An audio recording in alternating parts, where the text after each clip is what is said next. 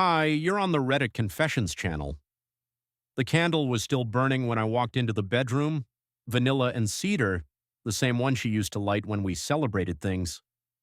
But tonight there was no celebration, just her side of the closet, half empty, and a folded sheet of paper on my pillow like some final exam I never studied for.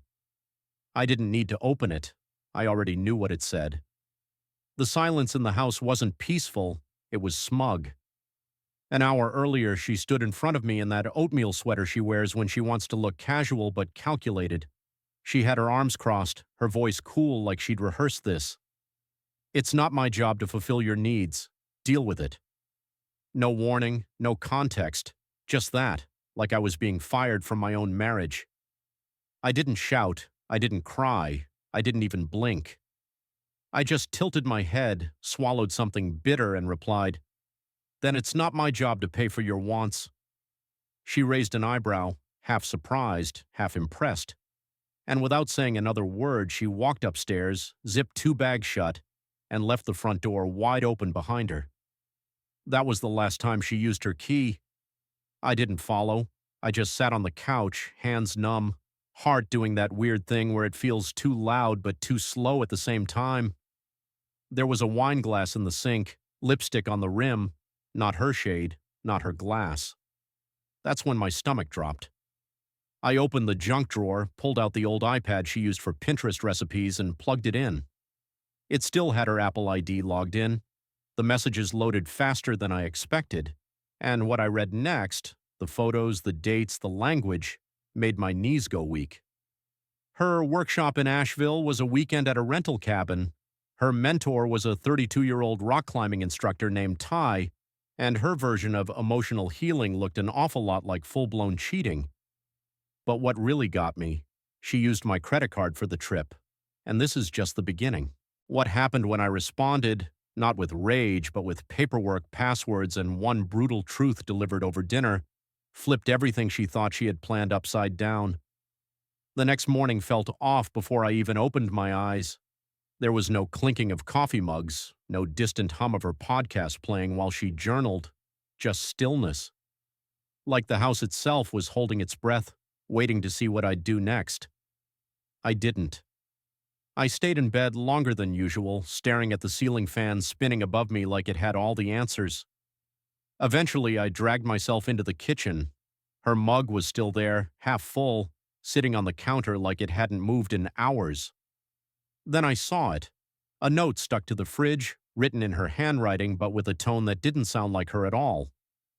"Groceries are your turn. Don't forget oat milk. That toothpaste I like. And bananas. Firm, not mushy. L." That L at the end.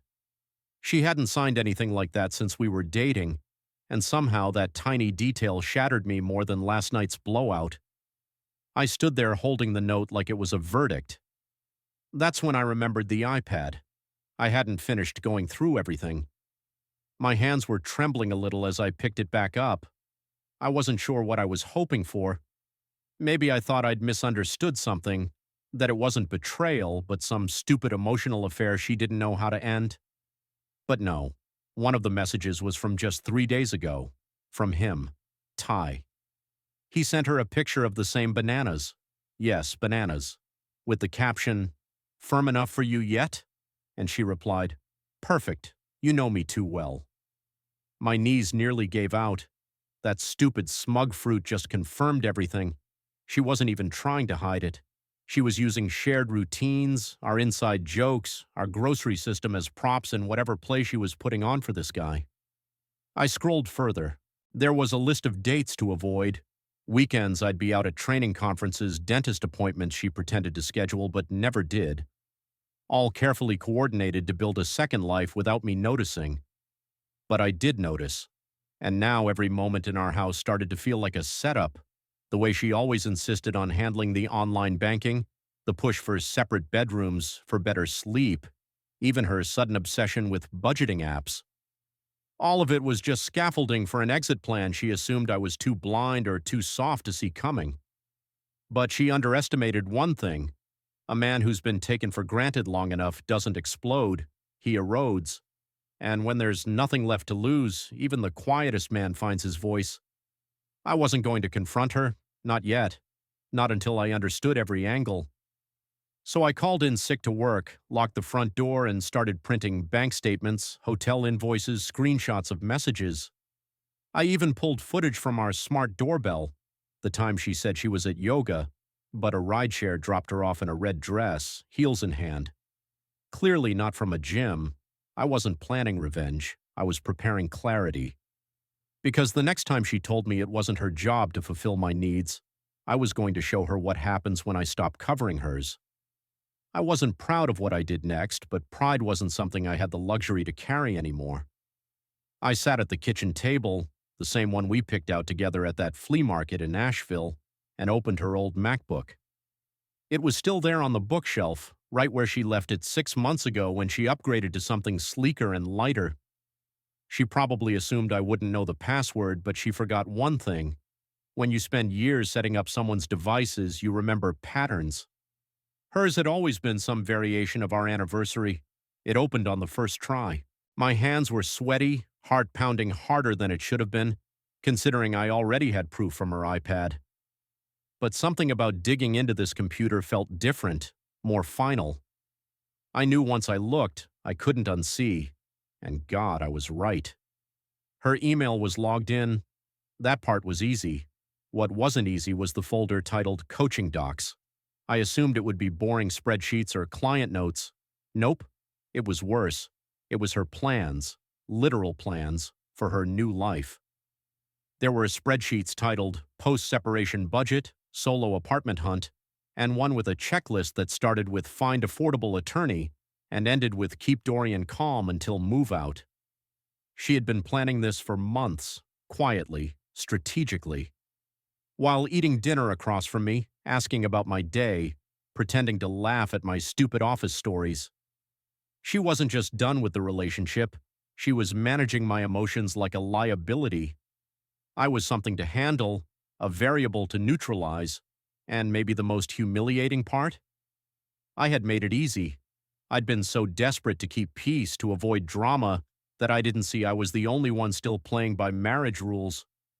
I closed the laptop and just sat there for a long time. The hum of the refrigerator sounded like a warning siren. I think I stopped breathing for a moment, not out of panic, but out of clarity.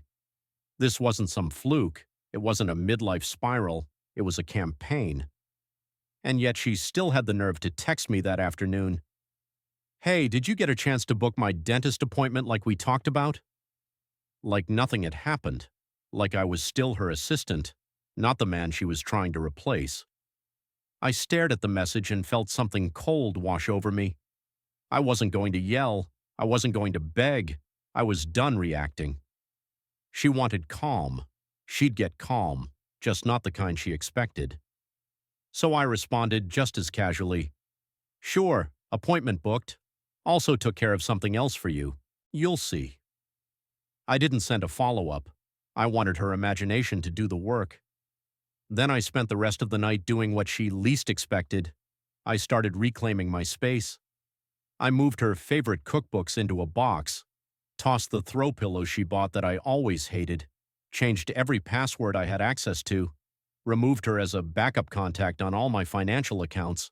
It wasn't revenge, it was restoration. And just when I thought I was done, something else popped up, an unfamiliar name on our shared streaming account, a user profile titled TyPix ReadArt. She didn't even bother hiding it. That was the final thread. So I changed the profile name to Enjoy While It Lasts, logged her out of every device, and scheduled one last purchase on her behalf. A single print of the photo we took on our anniversary trip to Charleston, the one where I was smiling at her like she was the whole world. I had it delivered to Ty's address. Thursday night, 7:40 p.m. She walked through the door in a tight navy dress I hadn't seen before. Probably one of those self-investment purchases she justified as part of her image coaching business. Her hair was curled, makeup perfect, heels loud against the hardwood. I was sitting on the couch pretending to scroll my phone, but I was watching her in the reflection of the TV screen. She didn't say hi, just asked, "Did you confirm the reservation at Morelli's?" I didn't look up. Reservation? She blinked, confused. 48. I asked you to call. They don't take online bookings. I let the silence linger. Oh no, I didn't.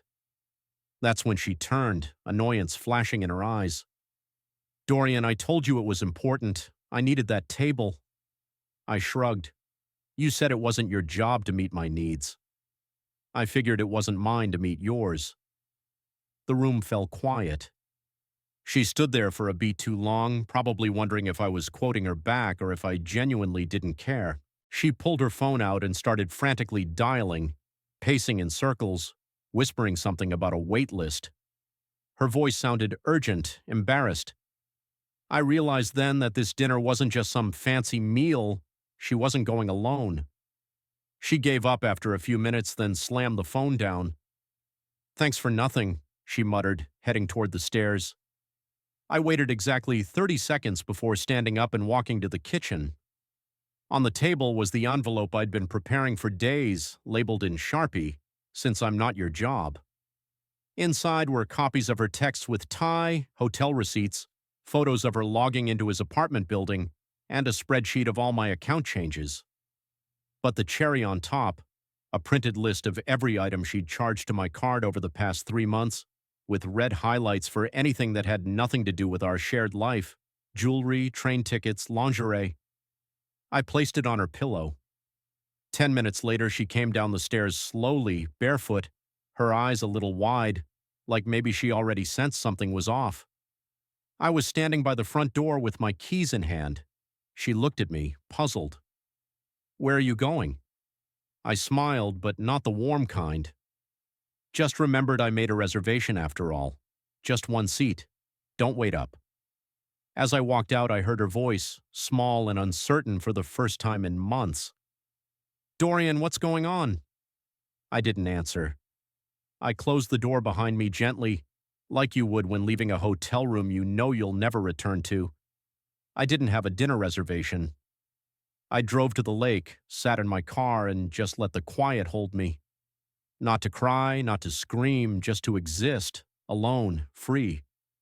For the first time in years, I didn't feel like someone's background character. I felt like I had a spine. When I got back home, the envelope was gone from the pillow, but she hadn't touched anything else.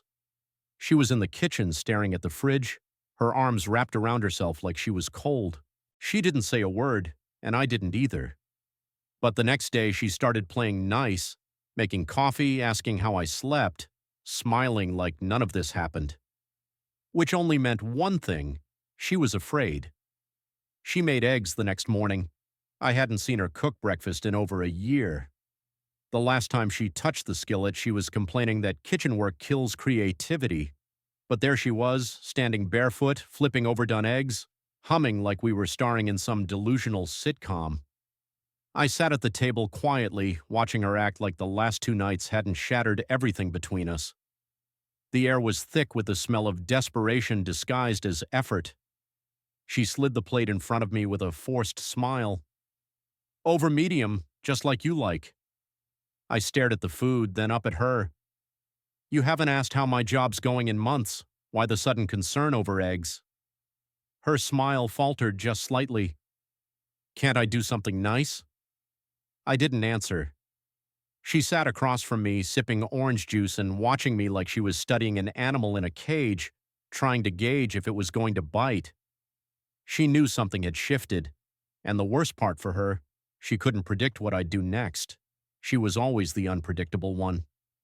Now the roles were reversed. That evening, I came home to find a candlelit dinner waiting. Steak, roasted potatoes, her wearing the dress I once said made her look like summer in human form, and music playing, that same jazz record we used to slow dance to on bad days. Thought we could reconnect, she said, touching the rim of her wine glass. I sat. I even took a bite. And when she leaned forward and said, "Let's just talk, okay? No tension, no games?" I finally looked her in the eye and asked, "Is Ty going to be okay with this little reunion?" That's when the crack appeared. Her fork paused midair. What are you talking about? I took a deep breath and leaned back. You really think I don't know? You used my card for your little mountain getaways. You sent selfies from his apartment while telling me you were leading a virtual workshop. You left a trail like you wanted me to find it." She opened her mouth, then closed it. Panic flickered behind her eyes, but she didn't confess. She lied. Of course she did. "You're being paranoid, Dorian. Ty is just a business contact. We've worked together on client packages, that's all." I nodded slowly. "Right. So you signed firm bananas in your client contracts?" That shut her up. Her jaw clenched and I watched the blood drain from her cheeks. She knew the game was up, but she was still scrambling for an angle. Manipulators don't fall apart immediately, they pivot. "You've been spying on me," she snapped. "That's insane, Dorian. Invasive. That's emotional abuse." I actually laughed. "I checked the statements for my card and used the iPad you never wiped. I guess in your rush to build a life with him, you forgot you left the front door unlocked." She stood abruptly, nearly knocking over her wine glass. "This is low, even for you. You don't trust me?" "No," I said simply. "But more importantly, I no longer finance you." I pushed back my chair and left the room. Her voice followed me down the hallway. It wasn't angry anymore. It was shaky. "Wait, Dorian, can we just talk this out?" I didn't stop. I locked the guest room door behind me and felt something I hadn't felt in months. Relief. Not power, not revenge. Just the quiet kind of peace that comes when you finally stop letting someone feed you lies and call it compromise. The next morning, she was still there, sitting on the couch, her eyes puffy. She didn't go out. She didn't text anyone. She just waited. And now she was the one walking on eggshells. 3 days of silence. That's how long she tried to keep up the act. No more accusations, no more gaslighting. Just quiet dinners, shallow smiles, and a few awkward attempts to brush against me in the hallway. I didn't take the bait. She was stalling. I could feel it, waiting for something or someone to tell her what to do next. I figured she was texting Ty like mad behind locked bathroom doors, but I didn't care anymore. I wasn't trying to catch her. I was 2 steps ahead now. That's when I found it. I was reviewing some old paperwork that Saturday morning, not because I was suspicious, but because I was planning my next move. If we were heading for separation, I needed to know where everything stood financially, but buried in a folder labeled miscellaneous on our cloud drive was a PDF of a bank statement, not from any account I recognized. The name at the top was hers, but the address, not ours. My stomach twisted. I opened it. It wasn't empty. In fact, it held over $14,000. Deposits dating back nearly a year, some as small as $50, others in the hundreds. I cross-checked the amounts with our joint account withdrawals, and there it was. Week after week, she'd been siphoning money under vague transaction labels: wellness, supplements, work expense. A few even listed my name as a reimbursement. She was quietly building a runway to leave me with my own money. But the kicker, a recent deposit labeled T. Just the letter. I didn't need 3 guesses. I stared at the screen in disbelief. She was preparing to ghost me financially. I wasn't just being emotionally replaced. I was being erased from her future entirely. I printed every page and laid them out across the dining table like evidence in a trial.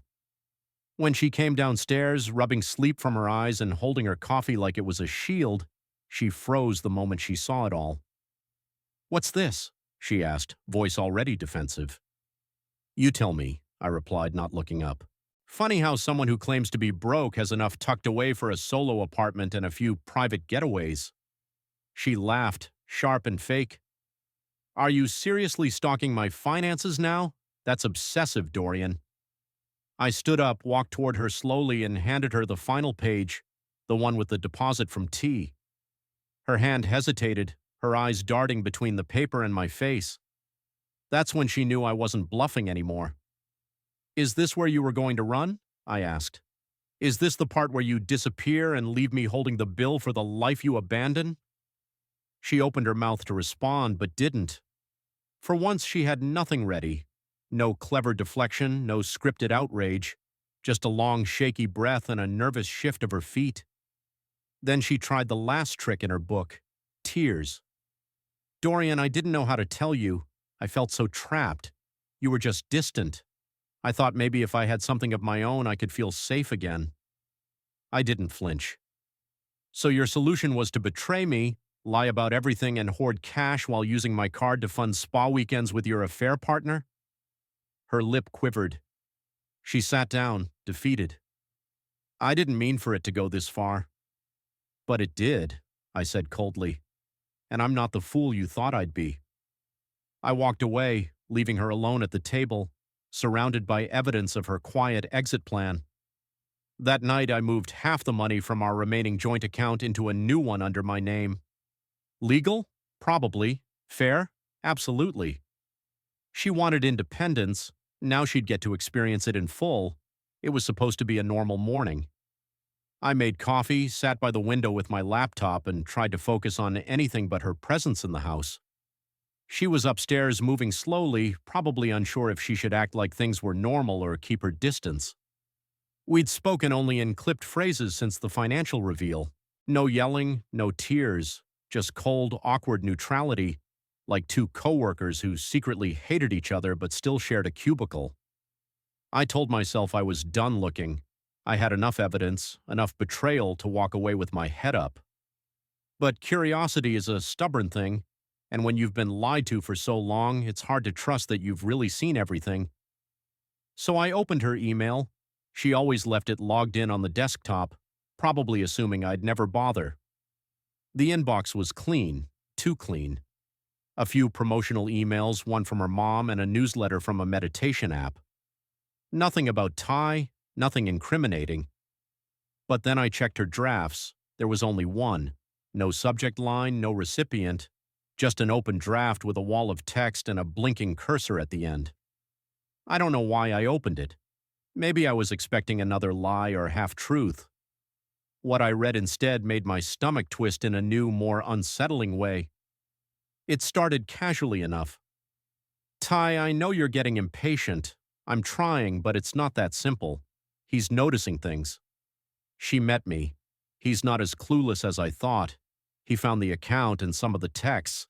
I had to lie through my teeth to calm him down. I'm exhausted. He watches everything now like he's waiting to catch me slipping. Then it turned sharper, meaner.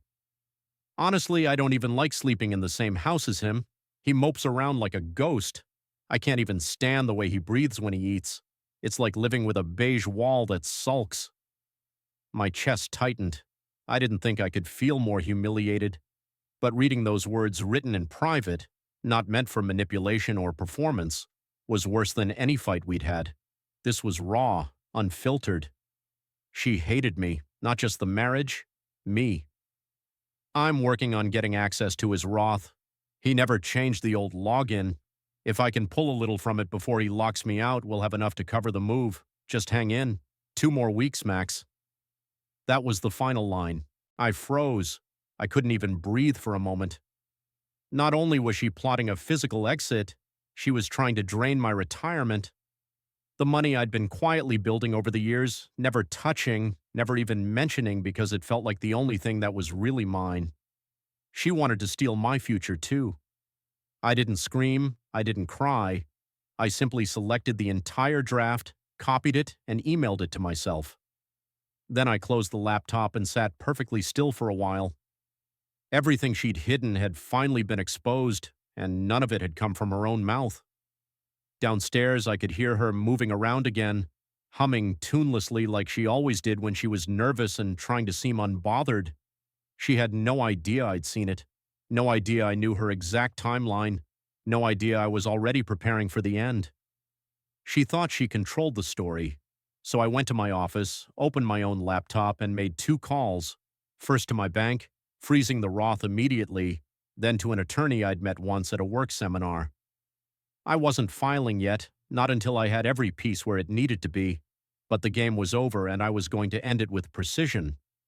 I waited 1 more week, not out of fear, not even strategy, just to be absolutely sure every detail was locked in. I wanted the end to be clean. No yelling, no begging, no way for her to spin it back on me. She still had no idea I'd seen the draft. She still thought she was 3 steps ahead. So I let her play the part. The eggs in the morning, the soft touches in the hallway, the small talk about summer plans she'd never intended to include me in. But I wasn't playing anymore. That Saturday, I invited a few close friends over for dinner, the same ones she'd slowly distanced me from over the years. She acted surprised but put on her best performance, floating around with wine and charm, making everyone laugh, asking about their kids and their jobs. The perfect wife. I almost admired the skill of it. Almost. Halfway through dessert, I stood up and said, "I have something to share." The room went quiet. She froze mid-laugh. I pulled out a manila envelope and handed it to her. She looked confused, then opened it. Inside was everything. The financial transfers, the messages, the screenshots, the draft email she never sent. Her face drained of color in real time. Then came the part she truly hadn't expected. A notarized letter stating the joint account had been dissolved, my Roth protected, and an official notice from the lawyer she was about to hear from on Monday. The room stayed silent. My friends didn't speak. No one needed to. The air said enough. Her lips parted. She looked at me like she was searching for the script, something to recover the moment. I spoke first, calm, final. "I'm not staying with someone who uses me like a safety net while planning a future with someone else. You said it's not your job to fulfill my needs. That's fair, but now it's not my job to fund your escape." I turned to our guests and smiled genuinely. "Thanks for coming, everyone. I just wanted people who knew me before this mess to see how it ends." And then I left her there, not yelling, not crying, just still. No words left to weaponize. It's been 3 months now. I moved into a small apartment overlooking the park. I go on long walks. I sleep better. I cook my own eggs, badly but proudly. I even signed up for a painting class I always told myself I didn't have time for. It's not some grand revenge, just peace. Honest, boring, beautiful peace. And guess what? She called 2 weeks ago, said she missed my steadiness, said she'd made mistakes, said Ty was too intense. I told her I hoped she found what she was looking for, and then I blocked her number, because healing doesn't come from getting even. It comes from walking away when the door finally swings open. Thanks for watching the final part of this journey on the Reddit Confessions channel. Have you ever been betrayed and found a way to end it on your own terms? What part of this story shocked you the most? Let us know in the comments. Your story might help someone else find their voice.